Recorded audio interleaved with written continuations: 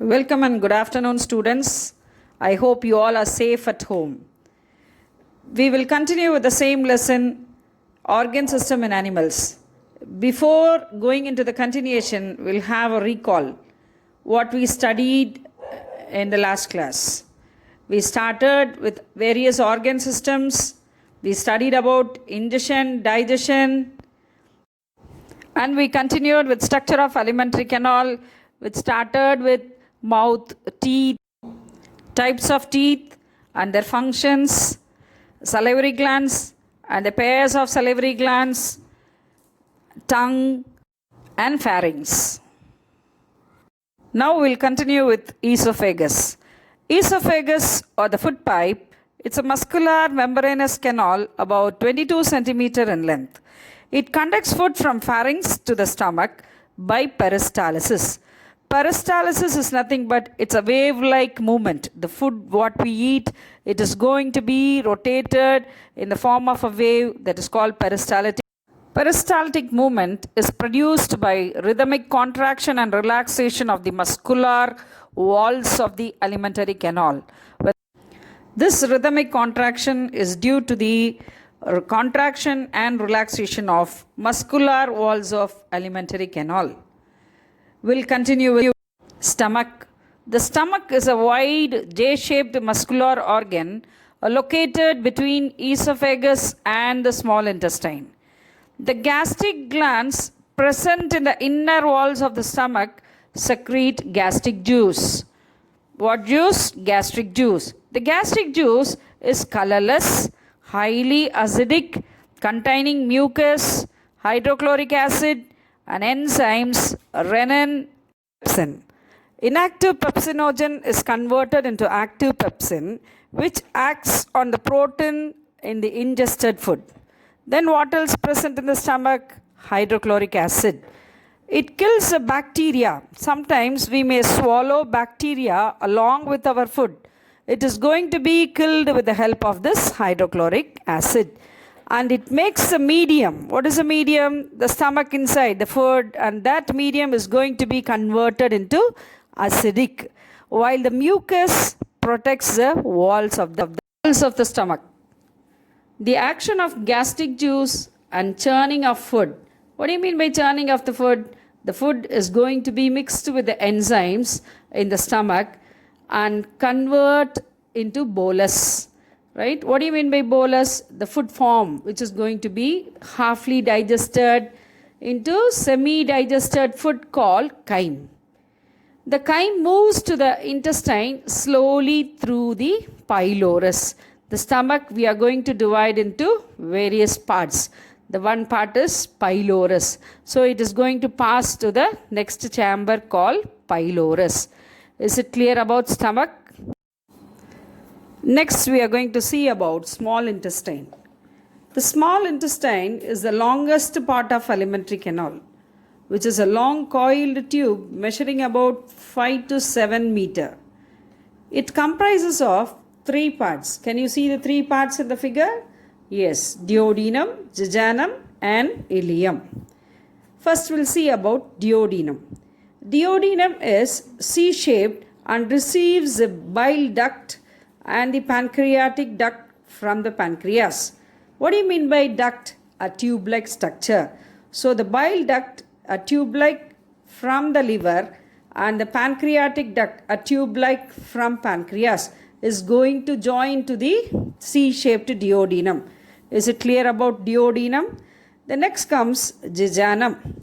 Jejunum is the middle part of the small intestine. Listen carefully, we are studying about our parts. Okay, it is a short region of the small intestine.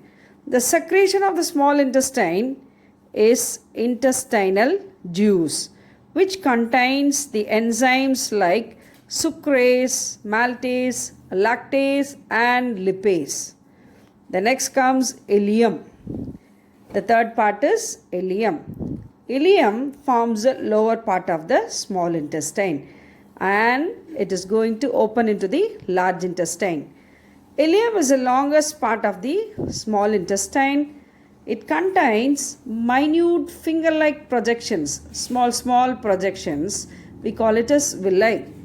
1 millimeter in size, right? What for it is there? It is there for absorption of food.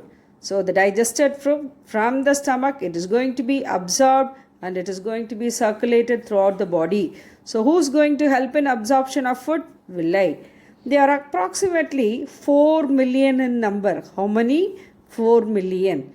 Internally, each villus, plural form, right? Villi, and singular form we call it as villus, contains fine blood capillaries and lacteal tubes. The small intestine serves both for digestion and absorption. So two functions are going to take place in small intestine. One is digestion and the other one is absorption. It receives a bile from the liver and the pancreatic juice from the pancreas in the duodenum. The intestinal glands secrete intestinal juice. Next we'll pass on to liver. Liver is the largest digestive gland of the body, which is reddish brown in color. It is divided into two main lobes. Can you see two lobes there? One is right and the other one is left lobe. The right lobe is larger than the left lobe. On the undersurface of the liver, gallbladder is present. Can you see one green part? That is called the gallbladder. The liver cells secrete bile, which is temporarily stored in the gallbladder. Bile is released into the small intestine when food enters it. It has bile salts. What does this bile contains? It contains two things. One is bile salts and the other one is bile pigments. We'll see what are the bile salts. Sodium glycolate and sodium taraglycolate. Repeat along with me. Sodium glycolate and sodium taraglycolate. And what are the bile pigments? Bilirubin and biliviridin. What is that? Bilirubin and biliviridin. These two are pigments. Is it clear about bile salts and bile pigments? Right. What does this do? Bile salts help in digestion of fat by bringing about their emulsification. Emulsification is the process of conversion of large fat particles into smaller ones. Then we'll see about functions of liver. Controls blood sugar and amino acid levels. Right? Synthesize fetal red blood cells. What do you mean by fetal? Inside the baby, right? Then produces fibrinogen and prothrombin used for, these are proteins which is helping in clotting of blood.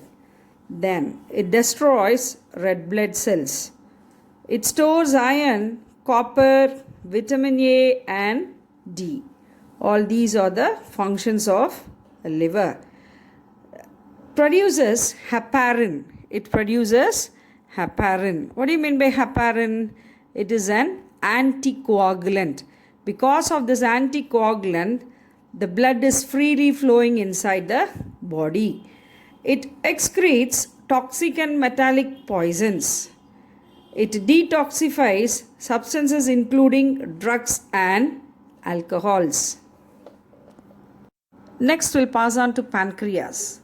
It is a lobed leaf-shaped gland situated between the stomach. Can you see one orange color structure? Right, that is going to be the pancreas between stomach and the duodenum. What is duodenum? Do you remember? It's a part of small intestine. Pancreas acts both as exocrine gland and endocrine gland. What is exocrine and endocrine? Any idea? Exocrine part of the pancreas secrete pancreatic juice which contains enzyme. Exo enzymes, endo hormones. You remember like that, okay? So what happens here? What are the enzymes going to be secreted by the exocrine? Lipase, the enzyme called lipase, trypsin and amylase. What does it do? It acts on fats, proteins and starch respectively. The gland's upper surface bears islets of Langerhans. Islets of Langerhans have two types of cells. One is alpha cell and the other one is beta cell. Alpha cell secretes a hormone called glucagon. Beta cell secrete a hormone called insulin. Is it clear about pancreas? Then what happens? The intestinal glands, some other glands also is going to help in digestion. We call that as intestinal glands. It secretes as intestinal juice called succus entericus. Succus entericus, which contains enzymes like maltase, lactase, sucrase and lipase, which acts in an alkaline medium. It is going to mix with the food, which helps in digestion. From the duodenum, the food slowly moved down to the ileum. Do you remember what is ileum? Yes, ileum is the last part of the small intestine, where the digested food gets absorbed. Why it is absorbed? Because of the presence of villi. Then what happens? Absorption of food. Now what is going to happen? Absorption of food is a process by which the nutrients obtained after digestion are absorbed by villi and circulated throughout the body by blood and lymph. Lymph is a fluid which is going to be circulated along with the blood and supplied to all body cells according to the requirements. Is it clear about absorption of food? Next we'll see about assimilation of food. What do you mean by assimilation? The digested food is going to be distributed in the form of energy. That is called assimilation. With the help of that energy, it is going to be grown, right? The growth is going to be taken place. And it also helps in repairing the worn out parts. That is called assimilation. Is it clear about assimilation? Right. Next we'll pass on to large intestine. Large intestine. The unabsorbed and undigested food is passed into the large intestine. It extends from the ileum to the anus. It is about 1.5 meters in length. It has three parts. How we had three parts in small intestine, the same way here to three parts. Cecum, colon and rectum. Cecum, colon and rectum. The cecum is a small blind pouch which is situated at the junction of the small and large intestine. From its blind end, a finger-like structure called vermiform appendix arises. Can you see in the picture? Yes. It is a vestigial organ. This vermiform appendix is a vestigial organ. What do you mean by vestigial? There is no specific function for it. The colon is much broader than ileum. It passes up the abdomen on the right. We call it as ascending colon. Then crosses to the left. We call it as transverse colon. Then to the downwards. We call it as descending colon. The rectum is the last part which opens into the anus. It is kept closed by a ring of muscles called anal sphincter, which opens when passing stools. When the fecal matter excreted out, at that time alone the sphincter muscles will be opening to excrete out the waste products. The undigested or unassimilated portion of the ingested food material is thrown out from the body through the anal aperture in the form of fecal matter. The waste product we used to call it as fecal matter. This is known as egestion or defecation. Is it clear? Okay children, we have come to the end of digestive system. We'll have a short summarize. Ingestion. So far what are the processes we have seen? Ingestion, digestion, absorption and egestion. Next we'll pass on to worksheet. I'll give you 3 questions. You are going to learn and come for the next class. The first question is functions of liver. List out the functions of liver. Kindly take down. Then second question is what is absorption of food? What is absorption of food? Then question number 3, what is assimilation of food? Is it clear? Thank you.